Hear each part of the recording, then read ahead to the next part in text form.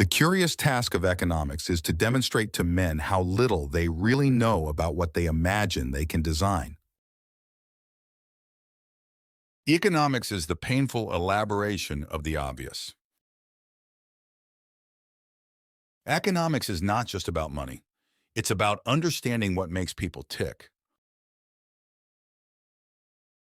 The study of economics does not seem to require any specialized gifts of an unusually high order.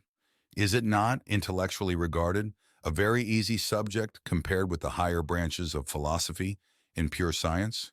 Yet good or even competent economists are the rarest of birds. The ideas of economists and political philosophers, both when they are right and when they are wrong, are more powerful than is commonly understood. Indeed, the world is ruled by little else.